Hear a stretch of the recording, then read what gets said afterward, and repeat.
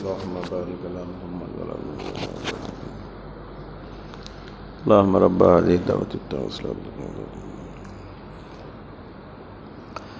إن الحمد لله نحمده ونستعينه ونستغفره ونعوذ بالله من شرور أنفسنا ومن سيئات أعمالنا من يهده الله فلا مضل له ومن يضلل فلا هادي له وأشهد أن لا إله إلا الله وحده لا شريك له وأشهد أن محمدًا عبده ورسوله يا أيها الذين آمنوا اتقوا الله حق تقاته ولا تموتن إلا وأنتم مسلمون يا أيها الناس اتقوا ربكم الذي خلقكم من نفس واحدة وخلق منها زوجها وبث منهما رجالا كثيرا ونساء واتقوا الله الذي تساءلون به والأرحام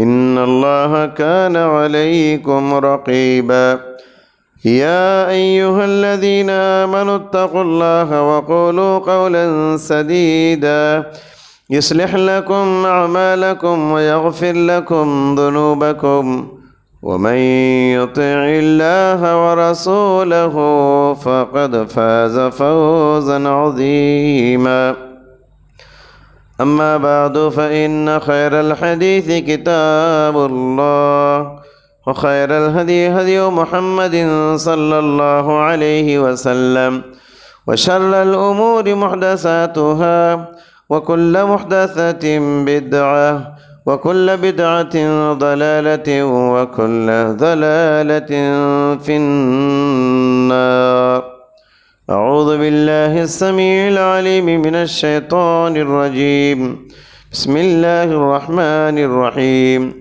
وما خلقت الجن والإنس إلا ليعبدون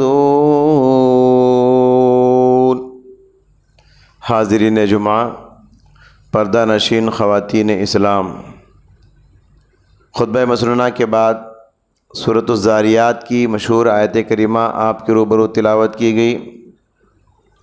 اس آیت میں اللہ تعالیٰ نے بتایا انسانوں اور جنات کو میں نے صرف اور صرف عبادت کے لیے پیدا کیا۔ کائنات کے اندر بے شمار مخلوقات ہیں، چرندے ہیں، پرندے ہیں، درندے ہیں، حیوانات ہیں، حشرات الارض ہیں، فرشتے ہیں، جنات ہیں، انسان ہے، اور کئی بے شمار مخلوقات ہیں جن کو ہم نہیں جانتے۔ سمندر میں کتنی مچھلیاں ہیں، جنگلوں میں کتنی جنگلی جانور ہیں، ہواؤں میں کتنے پرندے ہیں، کتنے کیڑے مکوڑے ہیں۔ بے شمار مخلوقات کو اللہ تعالیٰ نے پیدا فرمایا۔ ان میں سے ان دو مخلوقات انسان اور جنات کو خصوصی امتیاز اللہ نے دیا، خصوصی مقام دیا، عقل دے کر، سمجھ دے کر، فراست کو دے کر، جس کی وجہ سے انسان اور جنات حق و باطل میں تمیز کر سکتے ہیں، صحیح اور غلط میں فرق کر سکتے ہیں۔ جیسے خصوصی مقام اللہ تعالیٰ نے انسان اور جنات کو دیا، ویسے ہی بہت بڑی بھاری ذمہ داری بھی ان کو دی، اور وہ ذمہ داری ہے اللہ ہی کی عبادت کرنا۔ اسی حقیقت کو اللہ تعالیٰ نے اس آیت میں بیان فرمایا، وَمَا خَلَقْتُ الْجِنَّ وَالْإِنسَ إِلَّا لِيَعْبُدُونَ۔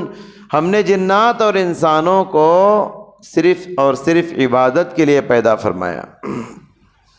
یہاں دو تین سوالات پیدا ہوتے ہیں۔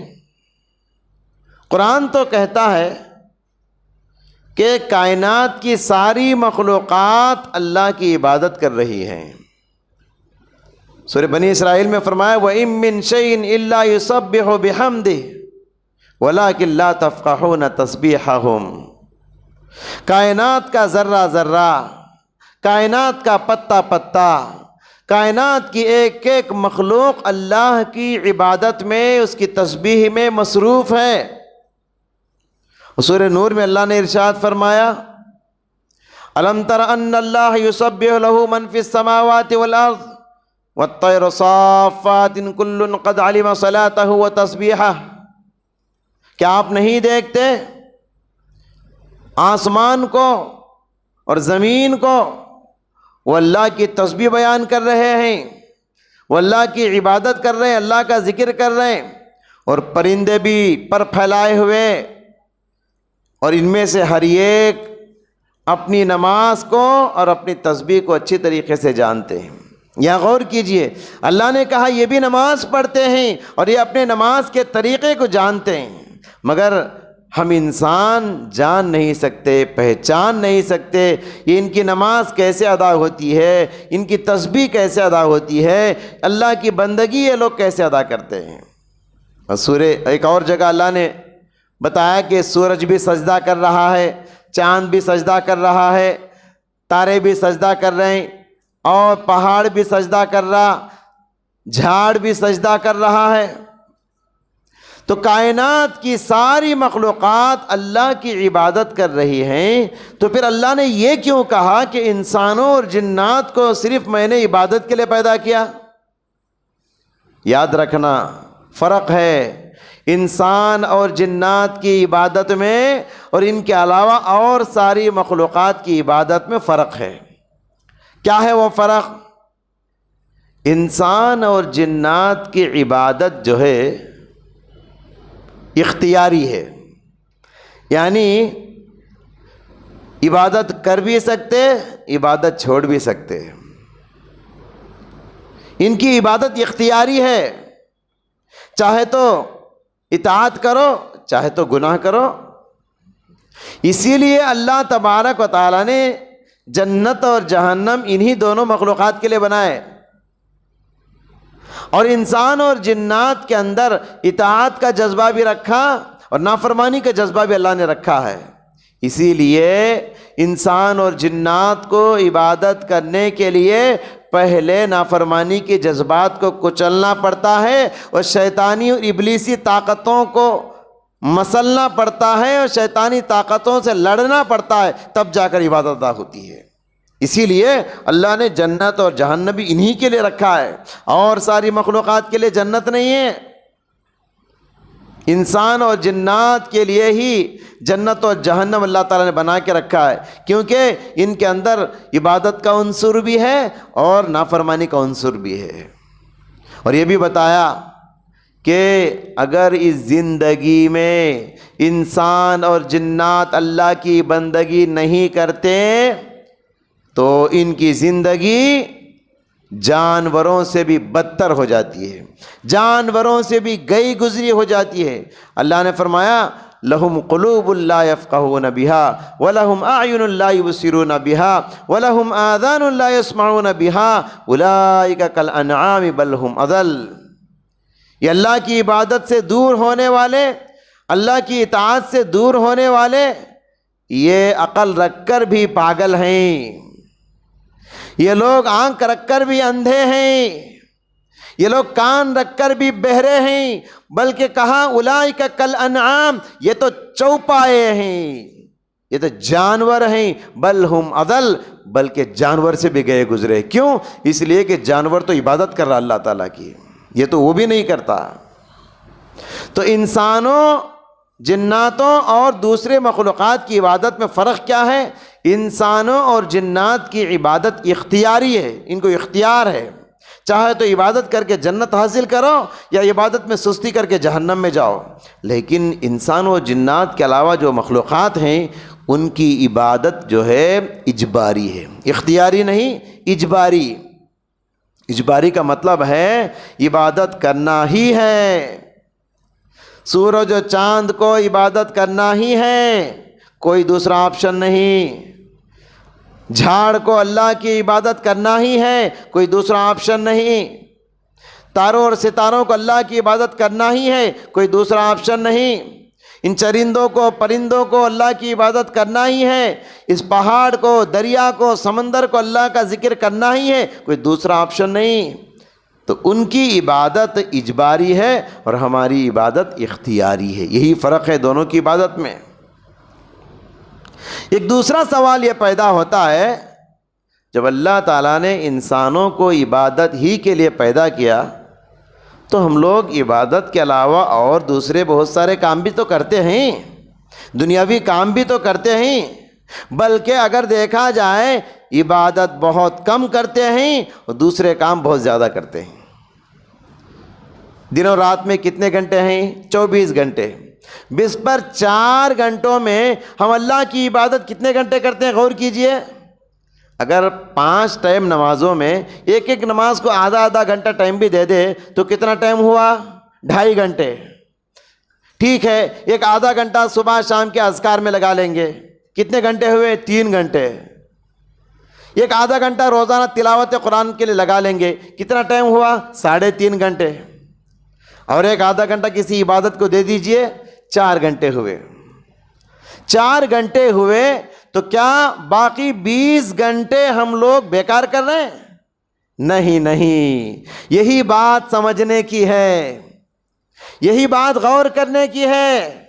ایک مومن کی زندگی کا لمحہ لمحہ عبادت ہے اور باعث اجر و ثواب ہے۔ مومن چاہے دین کا کام کرے چاہے دنیا کا کام کرے، مومن اجر و ثواب اس کے کھاتے میں گرتا رہتا ہے۔ دنیا کا کام کر بھی مومن ثواب حاصل کرتا ہے، نماز پڑھ کے، روزہ رکھ کے، زکوٰۃ دے کے، قرآن پڑھ کے تو ہم لوگ ثواب حاصل کرتے ہیں، لیکن دنیاوی کام کر کے ثواب کیسے حاصل کرتے ہیں؟ دنیاوی کام کر کے ہم لوگ دین کا کام کیسے سمجھتے ہیں؟ وہ اس طریقے سے کہ پیارے نبی صلی اللہ علیہ وسلم نے زندگی کے ہر کام کے آداب بتائے، زندگی کے ہر کام کے ایک طریقہ اللہ کے نبی صلی اللہ علیہ وسلم نے ہم کو بتایا، کیسے کھانا ہے، کیسے پینا ہے، کیسے سونا ہے، کیسے جاگنا ہے، کیسے تجارت کرنا ہے، کیسے معاملات کرنا ہے، کیسے قرض کے لین دین کرنا ہے، یہاں تک کہ بیڈ روم میں کیسے رہنا ہے، باتھ روم میں کیسے رہنا ہے، واش روم میں کیسے رہنا ہے، قضاء حاجت کے آداب کیا ہیں۔ زندگی کے ہر کام کا طریقہ، سلیقہ اور آداب یہ اللہ کے نبی صلی اللہ علیہ وسلم نے ہم کو بتائے۔ اگر دنیاوی کاموں کو نبی کے بتائے ہوئے طریقے کے مطابق، شریعت کے بتائے ہوئے آداب کے مطابق ہم کریں گے تو دنیاوی کام بھی دین بن جاتے ہیں، دنیاوی کام بھی دین بن جاتے ہیں۔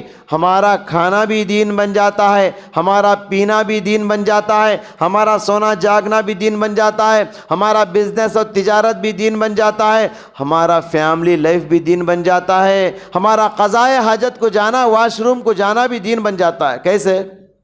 مثال کے طور پر کھانے کے سلسلے میں پیارے نبی صلی اللہ علیہ وسلم نے آداب بتائے، بسم اللہ بول کر کھاؤ، بسم اللہ بولنا بھول جاؤ تو بسم اللہ فی اولی و آخری ہی بول کے کھاؤ، سیدھے ہاتھ سے کھاؤ، اور کھانے کے بعد کی دعائیں پڑھو۔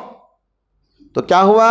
کھانا ایک دنیا کا کام ہے، لیکن شریعت کے آداب کے مطابق کھائیں گے تو کھانا بھی دین بن گیا۔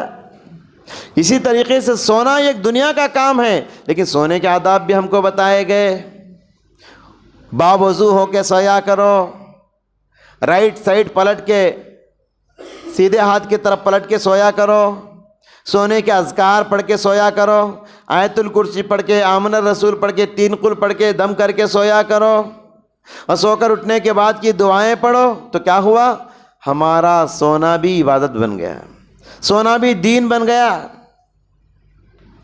بخاری کی حدیث ہے، حضرت معاذ بن جبل رضی اللہ تعالیٰ عنہ اور ابو موسیٰ اشعری رضی اللہ تعالیٰ عنہ دونوں صحابہ کو اللہ کے نبی نے یمن بھیجا، تو اس موقع پر حضرت معاذ نے حضرت ابو موسیٰ سے کہا، احتسب فی نومتی ما احتسب فی قومتی، رات میں جاگ کر تہجد پڑھنے کو جیسے باعث اجر و ثواب میں سمجھتا ہوں، ویسے ہی رات میں سونے کو بھی میں اجر و ثواب سمجھتا ہوں۔ ایک آدمی رات کو اٹھ کر تہجد پڑھ رہا ہے، جیسے وہ اجر و ثواب سے نوازا جاتا ہے، ویسے ہی ایک مومن بندہ نبی کے بتائے ہوئے آداب کے مطابق سوتا ہے، وہ سو کر بھی ثواب حاصل کرتا ہے، سو کر بھی اجر و ثواب حاصل کرتا ہے۔ تو معلوم یہ ہوا اگر ہم سوتے ہیں، سونا ایک دنیا کا کام ہے، لیکن نبی کے بتائے ہوئے طریقے پہ سوتے ہیں تو سونا بھی دین بن گیا۔ ہم صبح سے شام تک مارکیٹ میں جاتے ہیں تجارت کے لیے، کاروبار کے لیے، پیسہ کمانے کے لیے، کبھی ادھر گئے، کبھی ادھر گئے، کبھی یہاں کبھی وہاں۔ اگر بیوی بچوں کو پالنے کی سچی نیت سے ہم لوگ ادھر ادھر تجارت کے لیے جاتے ہیں تو حدیث میں آتا ہے کہ بیوی بچوں کو پالنے کے لیے آپ جو بھی کماتے ہیں، آپ کے پیسے کا ذرہ ذرہ باعث اجر و ثواب بن جاتا ہے۔ آپ جتنا بھی مارکیٹ میں گھوم رہے ہیں، آپ کا قدم قدم باعث اجر و ثواب بن جاتا ہے۔ اللہ کے نبی نے فرمایا کہ دینار انفقتہ فی سبیل اللہ ودینار تصدقت به علی مسکین ودینار اعتقت به رقبہ ودینار انفقتہ علی اہلک افضلها الدینار الذی انفقتہ علی اہلک۔ پیارے نبی نے فرمایا ایک دینار جو آپ کسی مسکین اور غریب کو دیتے ہیں، اور ایک دینار آپ کسی غلام کو آزاد کرنے، کسی قیدی کو قید خانے سے رہائی پر خرچتے ہیں، اور ایک دینار انفقتہ علی اہلک اپنی بیوی بچوں پر خرچتے ہیں، اپنی بیوی بچوں پر خرچتے ہیں۔ تو کہا ان سارے دیناروں میں سب سے زیادہ اجر و ثواب کس دینار پر آپ کو ملتا ہے؟ جس دینار کو یا جس روپیے کو آپ اپنی بیوی بچوں پر خرچ کیے۔ غور کیجئے، انسان بیوی بچوں پر خرچنے کے لیے جتنا دوڑ دھوپ کرتا ہے، جتنا لمبا سفر کرتا ہے، جتنا محنت کرتا ہے، یہ ساری محنت دین بن جاتی ہے، اجر و ثواب کا ذریعہ بن جاتا ہے۔ اور شادی کے بعد کی جو لائف ہے، اس فیملی لائف کو بھی باعث اجر و ثواب کہا گیا۔ کیسے؟ حدیث میں اللہ کے نبی صلی اللہ علیہ وسلم فرمایا کہ اگر کوئی شوہر از راہ محبت ایک نوالا اپنی بیوی کے منہ میں ڈالتا ہے، اس پر اس کو ثواب لکھا جاتا ہے۔ بلکہ یہاں تک فرمایا کہ اگر کوئی انسان اپنی جنسی خواہش پوری کرتا ہے اپنی بیوی سے، اپنی نفسانی خواہشات کو پوری کرتا ہے، اس پر بھی اس کو ثواب لکھا جاتا ہے۔ صحابہ کرام نے تعجب سے سوال کیا، اللہ کے نبی، کوئی انسان اپنی جنسی خواہش اپنی اہلیہ سے پوری کرتا ہے، اس پر اسے ثواب کیسے ملے گا؟ تو پیارے نبی نے فرمایا اگر کوئی یہی کام ناجائز طریقے سے پورا کرے تو حرام ہے اور گناہ ہوگا کہ نہیں؟ کہا ضرور گناہ ہوگا۔ تو جب اس کام کو ناجائز طریقے سے، حرام طریقے سے کیا جائے تو باعث گناہ ہوگا، تو اسی کام کو حلال طریقے سے، جائز راستے سے کیا جائے تو یہی کام باعث اجر و ثواب بن جاتا ہے۔ اب غور کیجئے، ایک فیملی لائف بھی انسان کی باعث اجر و ثواب بن جاتی ہے۔ اس طرح محترم حضرات، دنیا کا ہر کام اگر شریعت کے بتائے ہوئے آداب کے مطابق، نبی کے بتائے ہوئے طریقے کے مطابق کیا جائے تو دنیا کا کام بھی دین بن جاتا ہے اور ثواب کمانے کا ذریعہ بن جاتا ہے۔ سمجھ رہے؟ تو محترم حضرات، ایک اور بات یہ ہے کہ انسان کا ایک ہوتا ہے جسم، ایک ہوتی ہے روح۔ جسم کے تقاضے الگ ہیں اور روح کے تقاضے الگ ہیں، اور عبادت یہی ہے جس کے ذریعے سے جسم اور روح دونوں کے تقاضے پورے ہوں۔ جسم کے تقاضے بھی پورے ہو جائیں اور ہماری روح کی تقاضے بھی پورے ہو جائیں، اسی کو عبادت کہتے ہیں۔ اب غور کیجئے اس حدیث پر، حضرت ابو درداء رضی اللہ تعالیٰ عنہ مکے میں رہتے تھے۔ سلمان فارسی جب ہجرت کر کے مکہ آئے تو اللہ کے نبی نے دونوں کے درمیان بھائی چارہ کروایا۔ ابو درداء اور سلمان فارسی دونوں ایک ہی گھر میں رہتے تھے۔ ایک مرتبہ ابو درداء، آپ کو معلوم ہونا چاہیے، بڑے عبادت گزار صحابی تھے، دن بھر روزے رکھتے، رات بھر تہجد پڑھتے، کسی دن روزہ نہیں چھوڑتے، ہر دن روزہ رکھتے اور کسی رات نہیں سوتے، ہر رات تہجد پڑھتے اور رات میں بھی پوری رات پڑھتے۔ یہ حال تھا ان کی عبادت کا۔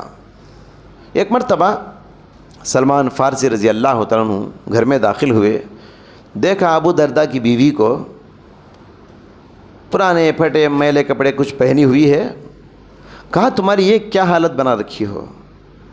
تو ام درداء نے کہا تمہارے بھائی ابو درداء کو دنیا سے کچھ لینا دینا نہیں ہے۔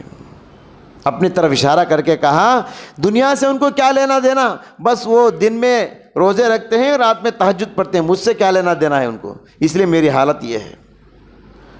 تو انہوں نے، سلمان فارسی نے ابو درداء کو سبق سکھانا چاہا۔ جب گھر کو آئے، دوپہر کا وقت تھا، تو ابو درداء باہر سے گھر میں آئے تو انہوں نے کہا بیگم سے دسترخوان بچھاؤ، سلمان آئے ہیں، کھانا کھلاؤ، مہمان نوازی کرو۔ دسترخوان بچھائی بیوی نے، کھانا چنا گیا تو ابو درداء نے کہا سلمان بیٹھو کھانا کھاؤ۔ سلمان نے کہا نہیں تم بھی میرے ساتھ بیٹھو۔ ابو درداء نے کہا میں تو روزے سے ہوں، بیٹھ نہیں سکتا، آپ کھا لو۔ سلمان فارسی نے کہا جب تک آپ نہیں کھاؤ گے میں بھی نہیں کھاؤں گا۔ روزہ توڑوایا ان کا، اور نفل روزہ توڑنے کی اجازت ہے، تو روزہ توڑوا کے دونوں بیٹھ کے دسترخوان پہ کھانا کھائے۔ جب رات ہوئی، بستر پہ جانے کا وقت آیا، سلمان فارسی بستر پہ آ گئے، ابو درداء تو تہجد کے لیے کھڑے ہونے لگے۔ سلمان فارسی نے کہا ابھی نہیں، سو جاؤ، بعد میں تہجد پڑھیں گے۔ سلا دیا ان کو، سو گئے۔ کچھ دیر کے بعد ابو درداء پھر اٹھ گئے تہجد پڑھنے کے لیے۔ سلمان نے کہا ابھی نہیں، سو جاؤ۔ پھر کچھ دیر کے بعد ابو درداء پھر اٹھ گئے بستر سے تہجد پڑھنے کے لیے۔ سلمان نے کہا ابھی نہیں، سو جاؤ۔ 2/3 رات تک ان کو سلاتے رہے۔ جب آخری پہر تھا، صبح فجر سے پہلے کا وقت، اس وقت کہا اب اٹھو، تم بھی پڑھو میں بھی پڑھتا ہوں۔ دونوں مل کے وضو کیے، دونوں تہجد کی نماز ادا کیے۔ صبح ہوئی تو ابو درداء رضی اللہ تعالیٰ عنہ نے اللہ کے نبی سے ملاقات کر کے سلمان فارسی کی شکایت کی، اللہ کے نبی سلمان فارسی نے کل میرا روزہ توڑوایا اور رات بھر تہجد پڑھنے سے مجھے روکا، اور صبح میں آخری پہر میں اٹھا کر تہجد پڑھنے کا حکم دیا۔ تو اللہ کے نبی صلی اللہ علیہ وسلم نے فرمایا صدق سلمان، سلمان نے جو بھی کیا وہ صحیح کیا۔ اور فجر کی نماز کو جانے سے پہلے جب تہجد سے دونوں فارغ ہو گئے، دونوں مل کے تہجد پڑھ لیے، سلمان اور ابو درداء، تہجد سے فارغ ہونے کے بعد سلمان فارسی نے ابو درداء سے نصیحت کرتے ہوئے کہا وَإِنَّ لِزَوْجِكَ عَلَيْكَ حَقٌّ وَإِنَّ لِجَسَدِكَ عَلَيْكَ حَقٌّ وَإِنَّ لِعَيْنِكَ عَلَيْكَ حَقٌّ وَآتِ كُلَّ ذِي حَقٍّ حَقَّهُ، تمہاری آنکھوں کا بھی تم پر حق ہے، رات میں سو کر گزارو، تمہارا سونا بھی دین ہے۔ تمہارے جسم کا بھی تم پر حق ہے، دن بھر روزے رکھو گے جسم کمزور ہو جائے گا، جسم کی حفاظت کرنا بھی دین ہے۔ تمہاری بیوی کا بھی تم پر حق ہے، تم رات بھر تہجد پڑھو گے، بیوی کے حقوق کون ادا کریں گے؟ لہٰذا فیملی لائف ادا کرنا بھی دین ہے۔ تمہاری آنکھوں کا بھی حق ہے، تمہاری بیوی کا بھی حق ہے، تمہارے جسم کو حفاظت کرنے کا بھی حق ہے۔ وَآتِ كُلَّ ذِي حَقٍ حَقَّهُ، ہر ایک کو اس کا حق ادا کرو، یہی دین ہے۔ عبادت یہی ہے جس کے ذریعے سے جسم کے جسمانی تقاضے بھی ادا ہو اور روحانی تقاضے بھی ادا ہو جائیں۔ محترم حضرات، وَمَا خَلَقْتُ الْجِنَّ وَالْإِنسَ إِلَّا لِيَعْبُدُونِ، جو شروع میں نے پڑھا، اس کا مطلب یہی ہے اللہ نے انسان اور جناتوں کو عبادت کے لیے پیدا کیا۔ تو یہ عبادت کا مطلب یہی ہے کہ ہم صبح سے شام تک تو مسجد میں نہیں بیٹھ سکتے، ہم کو کاروبار بھی کرنا ہے، محنت مزدوری بھی کرنا ہے، نوکری بھی کرنا ہے، کمانا ہے، پالنا ہے۔ تو اگر دنیاوی کاموں کو نبی کے بتائے ہوئے اصولوں کے مطابق کریں گے تو دنیا کا کام بھی دین کا کام بن جاتا ہے۔ یہی شان ہے ایک مومن کی، عجبا لامر المؤمن ان امرہ کلہ لہ خیر۔ پیارے نبی نے مسلم شریف کے حدیث میں فرمایا مومن کا معاملہ بڑا عجیب ہے جی، مومن جو بھی کرتا ہے اس کو ثواب ملتا ہے، مومن ہر حرکت میں اس کے لیے برکت ہے، کچھ بھی کرتا ہے اس کو اجر و ثواب سے نوازا جاتا ہے۔ لہٰذا محترم حضرات، مقصد زندگی کو پہچانیے، اللہ نے ہم کو کیوں پیدا کیا؟ ہم کوئی جانور نہیں ہیں، ہم انسان ہیں، ہم کو عبادت کے لیے پیدا کیا۔ جانور ویسے تو اپنے حساب سے عبادت کر رہا ہے، اور ہم ہی انسان ہیں جو عبادت میں بہت سستی دکھاتے ہیں، بہت سستی دکھاتے ہیں۔ جمعہ کے ایک دن مسجد بھرتی ہے تو بھی ایک ہفتے تک مسجد خالی رہتی ہے۔ عبادت کہاں ادا ہو رہی ہے؟ اپنے زندگی کے مقصد کو پہچانیے۔ اللہ نے ہم کو کیوں پیدا کیا؟ زندگی نام ہے بندگی کا، زندگی نام ہے بندگی کا۔ شاعر نے کہا زندگی آمد برائے بندگی، زندگی بے بندگی شرمندگی۔ زندگی نام ہے شیطانی طاقتوں سے لڑنے کا، زندگی نام ہے ابلیسی طاقتوں سے لڑنے کا، زندگی نام ہے نفسانی خواہشات کو کچل کے، نافرمانی کے جذبات کو مسل کے رب العالمین سے لو لگانے کا، رب العالمین سے جڑ جانے کا، شیطان سے دور ہونے کا، رب العالمین سے قریب ہونے کا نام ہی زندگی ہے۔ دیکھتے ہیں زندگی کے اس جنگ میں، اس کشمکش میں کون رب سے قریب ہوتا ہے اور کون شیطان سے قریب ہوتا ہے، کون جنت سے قریب ہوتا ہے اور کون جہنم سے قریب ہوتا ہے۔ میں اپنی بات کو ختم کرتے ہوئے بڑے ہی دکھ کی بات بتانا چاہتا ہوں کہ کل دوپہر 1:30 بجے کے بعد جو احمد آباد کے حادثے کو آپ لوگ ہیں نا سوشل میڈیا میں دیکھے ہوں گے، فلائٹ میں 240 پر 2 افراد سوار تھے، اکا دکا کے علاوہ سارے جل کے راکھ ہو گئے۔ جیسے ہی فلائٹ اڑان بھری، اڑان بھرنے کے ایک ہی منٹ کے اندر فلائٹ جل کے راکھ ہو گئی۔ اب کیا حادثہ ہوا، اس میں کیا ریپیئر تھا، وہ اللہ ہی بہتر جانتا ہے۔ دکھ کی اس گھڑی میں ہم سارے مسلمانان اسلام، سارے مسلمانان عالم ان زخمیوں کے ساتھ کھڑے ہوئے ہیں۔ کیا گزر رہا ہوگا ان پر، جن کے گھر والے گزر گئے، کسی کا بیٹا گزر گیا، کسی کی بیٹی گزر گئی، کسی کی ماں، کسی کا باپ، کسی کا دادا، کسی کے نانا، اور کئی ڈاکٹر اور میڈیکل کالج کا جو کیا کہتے ہیں ہاسٹل ہوتا ہے اس پہ جا کے گر گئی، اور اس میں بھی کتنے لوگ جان سے ہاتھ دھو بیٹھے، جانی نقصان بھی ہوا، مالی نقصان بھی ہوا۔ بہت بڑا حادثہ ہے ہمارے ہندوستان کے لیے۔ کل کا دن جو ہے دکھ کا دن ہے، غم کا دن ہے۔ غم کی اس گھڑی میں، دکھ کی اس گھڑی میں ہم لوگ ان زخمیوں کے ساتھ ہیں، بہت ہی افسوس کا اظہار کرتے ہیں۔ ہم اللہ سے دعا کرتے ہیں اللہ تعالیٰ ہمارے اس دیش کی حفاظت فرمائے، امن و سلامتی کو برقرار رکھنے کی توفیق عطا فرمائے۔ جو زخمی ہیں اللہ تعالیٰ ان کو شفا عطا فرمائے، اللہ تعالیٰ ان کو صحت کے فیصلے فرمائے۔ بارک اللہ لنا ولکم فی القرآن العظیم ونفعنا وإياكم من الآيات والذكر الحكيم إنه تعالى جواد كريم ملك بر رؤوف رحيم رب حليم۔